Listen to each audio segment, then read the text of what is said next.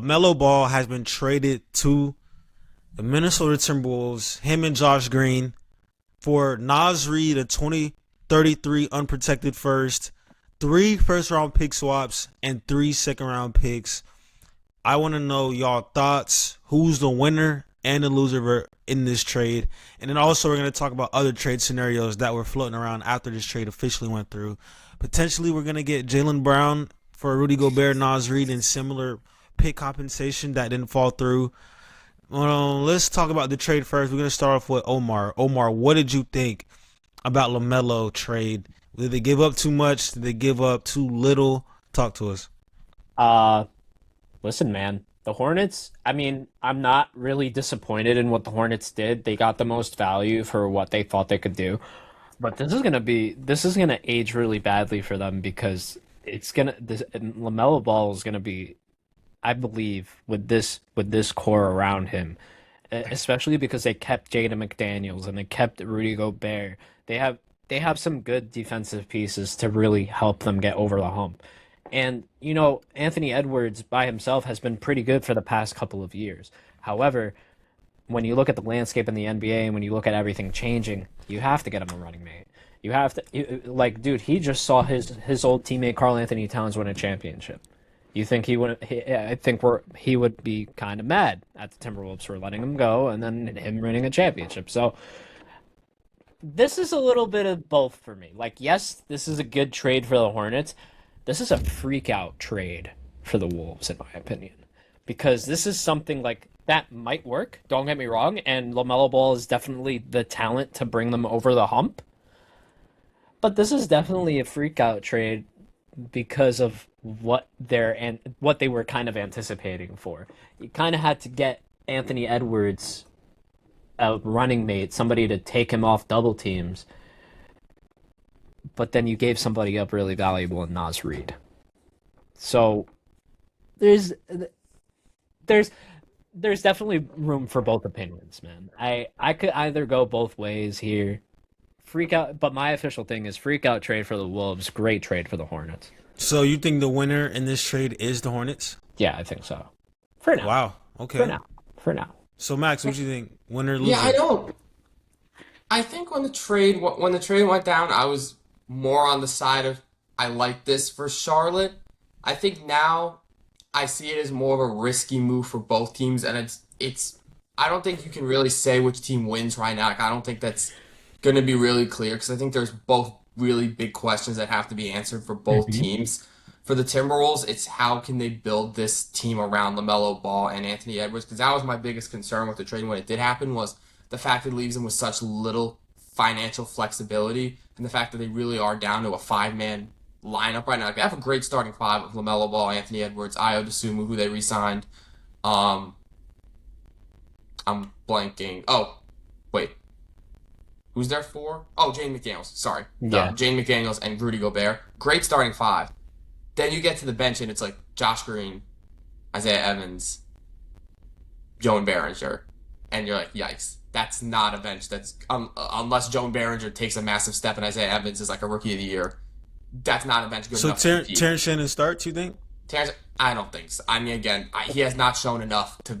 Then he's the best player off the bench then. This playoffs, he was pretty great. He did fair enough, but I don't think he's shown enough to be like, yes, he's a full-time starter. I think you trust Ayo with that, but still, I think my question for Minnesota is how can they fill out 6, 7, 8, 9 on this roster and really make it competitive in that sense, because they don't have. I think they have no more first-round picks to trade. Naz Reid was probably their best or one of their best contracts. He's gone now. I was really excited to see Naz Reid in the starting lineup. After they traded Julius Randle, I thought that would be their plan. Now you go from Julius Randle to LaMelo Ball, which is ups and downs, but also two, poor defenders, questionable playmaking or questionable decision making. Obviously, LaMelo's a great playmaker. Both good scorers. I don't know if it's a huge upgrade for them, but we'll see. Obviously, best passer that Anthony Edwards has played with. LaMelo's going to draw some double teams away from him, so I'm sure he'll be happy with that. But we got to see how the Timberwolves fill out this roster for the next year or two. Because unless all their young guys take massive steps, they're going to have one of the worst benches in the league, if not the worst bench. And for the Hornets, it's was this too early to trade LaMelo? Because they did just have a phenomenal second half of the season. They made that push to the play-in. Like, the minutes with him, Brandon Miller, and Colin Knippel on the court together were really good. So I understand some of the concerns with LaMelo in terms of, like, he's never played winning basketball before, and is he a winning player? I think that's a very valid question to ask.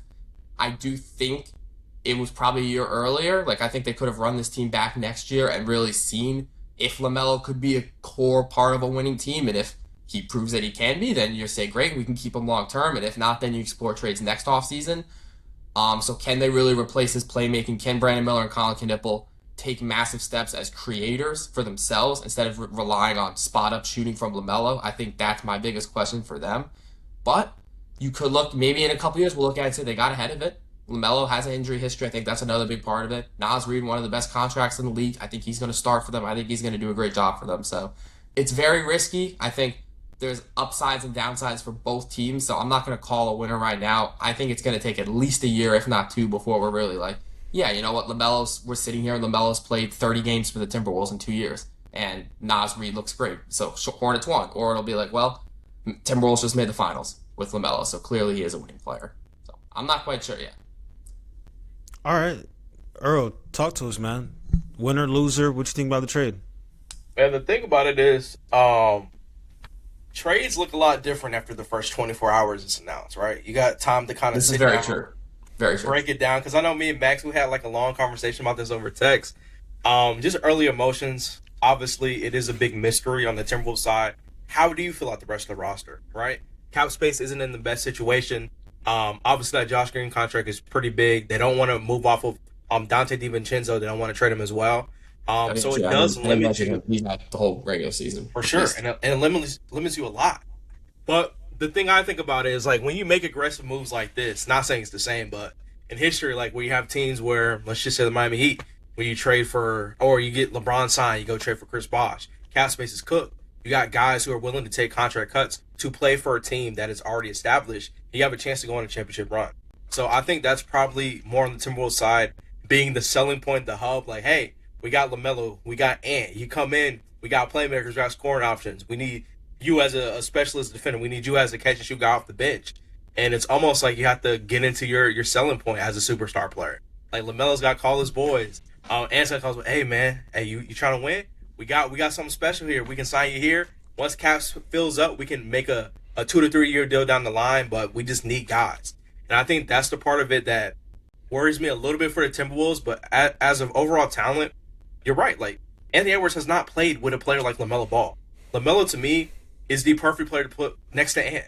Both of them can play on and off ball. We see Anthony Edwards take those steps as a playmaker the last couple seasons. LaMelo Ball, if people didn't know, he started off as a shooting guard next to his brother. So he can play on and off ball. He knows how to be a catch-and-shoot guy. He knows how to set up his teammates. So I think their games complement each other a lot.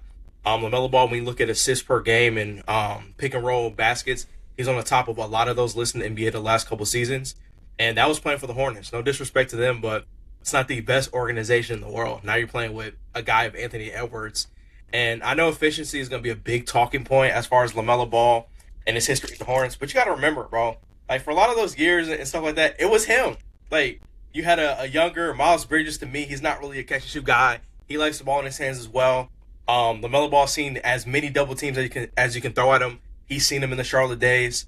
The only year I feel like he didn't really have that was last year, because you had Khan, LaMelo, and Brandon Miller being like top players in three-point percentage on the season. So you couldn't really afford to double team him as much. So imagining that with Anthony Edwards, I think it's going to be lethal. So let's talk about the Hornets side of things now. Personally, after really sleeping on it, man, I think the Hornets, they kind of cooked. I think they got really good value out of LaMelo Ball.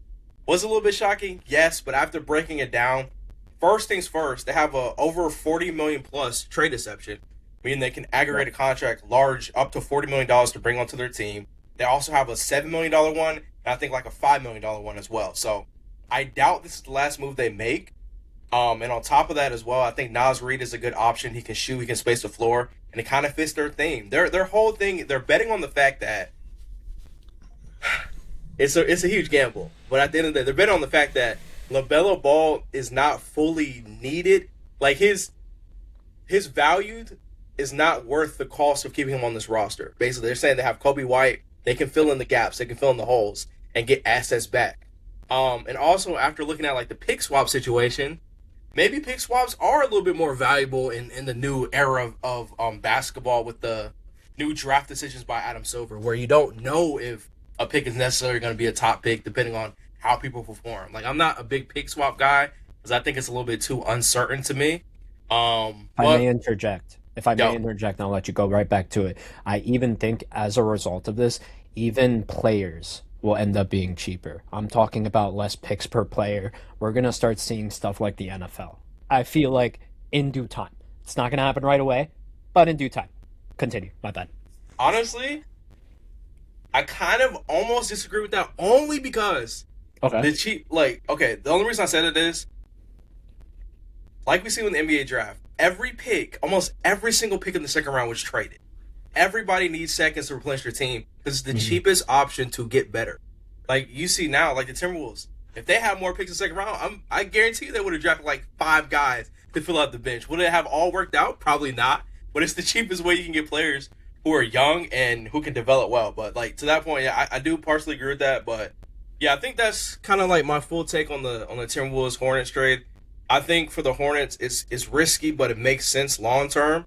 And the Timberwolves, they just have to win. Winning solves every question. If you go out there and win, no one's going to care about the trade. Yeah, man, I agree with some of what everyone said, honestly. But my thoughts initially was, what are the Hornets doing? Like Max said, amazing end to the season last year. But like you guys said as well, after 24 hours, you start to evaluate the trade and you look at it more, you get deeper into the trade. Yeah. And look how the Hornets spiraled out in that last playing game of the season against the Orlando Magic. That was an awful loss. They lost. Remember, they were losing by like 50 at some point, right? Or 40, wherever the case was. They were getting killed in that game. Oh yeah, that game was awful. They were getting killed that game. I don't think it was like 30. It was closer to 20. It was in Orlando. It was at one point. It was in the 40s or 50s. It was an awful game. Okay. And I must be thinking of the other. What was the other game where Miami Heat? That they won that game. Remember, they won. They came back on the Heat. Yeah.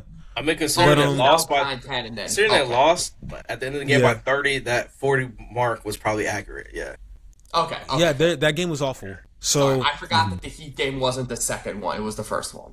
Yeah. So like, they're looking back at that game and seeing how immature LaMelo played and how, when it comes to these playoff moments, you gotta have your playoff moment, bro. This is about to be your 7th season in the league. You still haven't had a moment in the playoffs. Like, that's wild. Like, that's unfair, man. That's unfair. No. Anthony Edwards ever even been in the playoffs? Anthony Edwards has had multiple playoff moments. Multiple. My mistake. I thought you were talking about Lamelo Ball. My mistake. I apologize. No. But I'm saying Lamelo hasn't had his moment yet. Yeah. And the plan was that time to have your moment. Like, that's true. Yo, when it comes to it, can you come up big and can you lead this team to glory? And you cannot. Like, he cannot be a number one option. I feel like He's not a number one option. And hear me out when I say that. It's because I feel like this is his first real year in a playoff situation. He hasn't been in the play-in or the playoffs for his entire career. This is my point, first time Omar. in that position. He's the third. He's the third pick in the Eastern Conference, and also let me say that third pick and also in the Eastern Conference, where it is easier to just make the playoffs. Now the East is very great; it's very even now. Anthony Edwards has been to at least 4 to 5 straight playoffs and has been had multiple playoff moments. Dunk on KD, dunk on Gafford. He's had a much better team. Kicked out the Nuggets twice. Gave OKC a fight not last year, but the year before that. Anthony Edwards just had too many moments, and they've been in the same draft. So the Hornets at this point are like, yeah, LaMelo is what he is at this point. We see something in Conconnipple. We see something in Brandon Miller. Let's build around that. Plus that LaMelo trade geared him up to make that Miles Bridges trade that we'll talk about next. But I understand the trade for the Hornets. And talking about winners and losers, I'm going to talk about the whole trade even more. I do think that both teams won the trade, and I'm going to get into the Wolves now, why I think that they made a great move. Look at the Wolves' last 2 years in the playoffs. Anthony Edwards had no secondary ball handler. Mm-hmm. Brother, like D-Book, yo, I hate getting double teamed. Like, when I get double teamed and I swing this bitch, nobody's hitting the shot. You double team Anthony Edwards and leave LaMelo open, he's shooting it from anywhere on the court. It doesn't matter where he is. LaMelo's going to get his. And say LaMelo's having a great game and they're doubling LaMelo. He swings it to Ant. Ant is going to do his thing. There's no more double teams on this team anymore. I expect Jaden McDaniels to have another jump as well. Offensively, had the best season of his career last year. Even in the playoffs, he took it up to another level, had multiple 30-point games against the Nuggets. Lockdown defense, of course, is what he does. I love this move for both sides, looking at it now. Like LaMelo, obviously not a number one option. He's an easily a number two option. He will be that behind Anthony Edwards. LaMelo Ball still not mature yet. Still hasn't grown up to where he can lead the team. Anthony Edwards is not mature, but he can lead a team. Like he definitely gets guys to play their full potential. Cat played his full potential at some point, even though I think he went to another level on the Knicks. He gets Jaden McDaniels to play better every year. He instills confidence in Rudy Gobert, Terrence Shannon off the bench. Anthony Edwards is definitely a leader. And I think LaMelo will grow up a little bit playing with him. They're in the same drive class. He sees how serious Ant is. He's going to be like, yeah, this is what I need to be on. Like, I'm going to take this a little bit more seriously now. The only thing that I think is sad is that they lost Naz Reid. Naz Reid is a household name in Minnesota. People in Minnesota have Naz Reid tattoos. Like, Naz Reid is he's a pretty big Naz Reid tattoo. Yeah, he's a pretty big a grown man's name on your body. Yeah, that's pretty sad. But Naz Reid being in this trade sucks. But what else would you give up? Like I think, bro. And Jaden McDaniels is. I'm not even kidding when I say he's a top 20 most untradeable player in the NBA. Like, you don't is he trade. One of the most underrated players in the league right now? I not think anymore, but he was last year. I was just about to say that, Earl. Last year's playoffs showed he's not underrated anymore. He needs his respect. Like his two-way shit, he's untradeable. Like you cannot trade Jaden McDaniels. He could have played in every series in this playoffs because that's what you need now. Is two-way. Okay, I don't know if I agree with him being untradeable. If you can get Jaylen Brown for Jaden McDaniels picks, you trading him? I don't do it. No. Wow.